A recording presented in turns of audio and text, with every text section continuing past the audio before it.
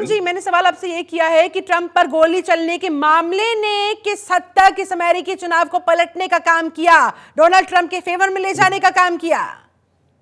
देखिए, केवल गोली की बात नहीं, जब बाइडेन साहब प्रशासन, बाइडेन एडमिनिस्ट्रेशन आता है तो वो डोनाल्ड ट्रंप के ऊपर केस भी चलाते हैं, उनको जेल तक भेजने की पूरा प्रयास करते हैं। फिर उनके लेवल हमला होता है। इसका परिणाम निकला कि रिपब्लिकन के जो आपके एक्टिविस्ट हैं या रिपब्लिक के जो सपोर्टर हैं, वो बहुत ज्यादा सड़कों पर इस बार निकले। आप देखें रैलियों में जिस प्रकार की भीड़ डोनाल्ड ट्रंप के रैलियों में दिखाई दी, उस प्रकार की भीड़ आपको बाइडेन एडमिनिस्ट्रेशन के लिए या बाइडेन समर्थकों के दिखाई नहीं दी आपको। दूसरी बात आप देखें, मैं एक बड़ा इंटरेस्टिंग देखता हूँ, वहां पे जब वोटिंग होती है, हमारी तरह वोटिंग नहीं होता कि एक दिन तय हो गया तब जाके वोट डाल दें। वहां पे 4-4-5-5 दिन पहले वोटिंग शुरू हो जाती है। यहाँ तक होता है कि जो वोटिंग आपका सेंटर होता है, पोलिंग बूथ जो होता है, उसके बाहर एक बॉक्स लगा जाता है कि जाके कोई आपका बैलेट पेपर से भी अपना अपना वोट डाल सकता है। तो रिपब्लिक मोस्टली आपको पहले ही वोट डाल दिया, मतलब जिस दिन था उससे पहले मोस्टली रिपब्लिकन से जाके वोट डाला। तो बड़ा उत्साह रिपब्लिकन में, इमोशनल एंगल भी था। और एक मुझे याद आता है कि इमोशनल एंगल कितना बड़ा उन्होंने खेला इंडियन वोट बैंक को एकदम प्रभावित करने के लिए कि मैं हिंदुओं क्या करूंगा, सिक्योरिटी करूंगा, रक्षा करूंगा।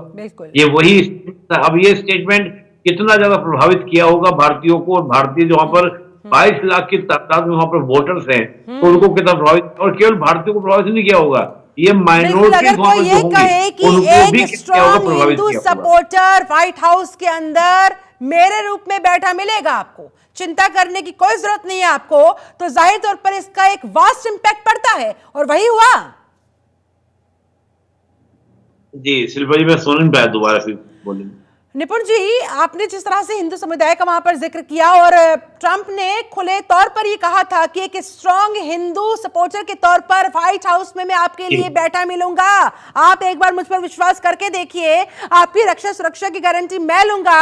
तो कहीं ना कहीं ये एक व्यापक स्तर पर प्रभाव डालता है, और उसी का नतीजा एक बार फिर ट्रंप सरकार।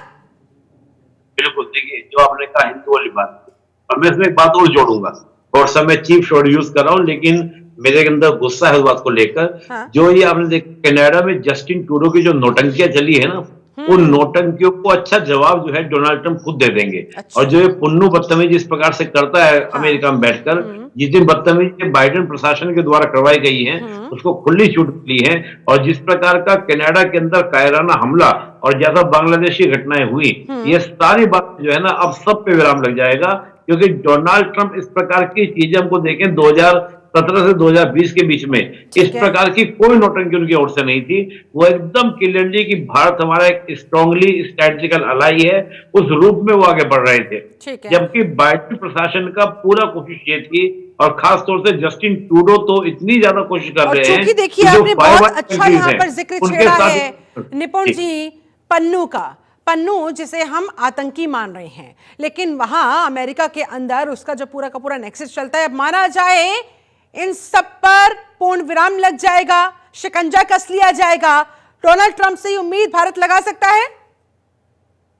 मैं निश्चित रूप से मान के चलता हूं, क्योंकि जो मैं देखिए अगर हमारे पास में डोनाल्ड ट्रंप पहली बार आते तो हमको एक अंदाजा लगाना मुश्किल होता है कि डोनाल्ड ट्रंप का एडमिनिस्ट्रेशन कैसा होने वाला है। लेकिन हम डोनाल्ड ट्रंप का 4 साल का कार्यकाल देख चुके हैं, हम बाइडेन का कार्यकाल देख चुके हैं, हम तुलना करना हमारे लिए बहुत आसान है। ट्रंप साहब जो है के साथ स्ट्रांगली स्ट्रेटेजिकल अलाई के रूप में आगे लेके चलेंगे। ये वही डोनाल्ड ट्रंप है जिसने क्वाड बनाया, ये वही डोनाल्ड ट्रंप है जिसने I2U2 बनाया। तो मैं नहीं मानता कि वो इस प्रकार के मुद्दों को, हमारे इंटरनल मुद्दों को उठाएंगे, बल्कि हमारे स्ट्रांगली अलाई बनाकर चलेंगे। और मैं मानता हूँ जिस प्रकार हमारे जो नेता हैं, पीएम मोदी हैं, उनके साथ जो पर्सनल केमिस्ट्री है, मुझे याद है 2020 का जब वहां पे चुनाव हो रहा था जिसमें बाइडेन साहब जीत गए, तो मोदी जी ने बोला भी था अब की बार ट्रंप सरकार। मुझे अब भी याद है कि 2019 के बाद 2020 का जो चुनाव हो रहा था उन्हें बोला भी था। तो ये जो केमिस्ट्री देखने को मिलती है में, इसका भी बड़ा प्रभाव पड़ता है। और आप देखिए हमारे ही इम्पैक्ट में आके, हमारे प्रभाव में आके अमेरिका के डोनाल्ड ट्रंप ने ही पाकिस्तान को FATF की ग्रीन लिस्ट में डलवाया था, और यही बाइडन को उसको बाहर निकाल दिया। यानी और कि फिर उसके ऊपर पाकिस्तान भी शुरू हो औकात गया में फिर रहेगा, के अंदर। चाइना भी औकात में रहेगा, और निज्जर का मुद्दा उठाते हुए कनाडा जो आंख दिखाता है उसे भी औकात में आना पड़ेगा, ये मानकर चला जाए। अब देखिए इसके अलावा निपुण जी, मंच पर चुनाव जीतने के बाद डोनाल्ड ट्रंप को हमने देखा, उनके संबोधन को हमने सुना, एक एक करके अपनी पूरी टीम को थैंक यू कर रहे थे। मुझे लग रहा है इसी बीच एक थैंक यू उनको एलन मस्क को भी करना चाहिए था, जिन्होंने बीच चुनाव जो बयान दिया कि भाई डोनाल्ड ट्रंप आने चाहिए, ये बहुत जरूरी है अमेरिका के लिए, अमेरिका के लोकतंत्र के लिए। क्यों, आपको क्या लगता है? लेकिन भारतीय चुनाव की झलक भी दिखाई दी।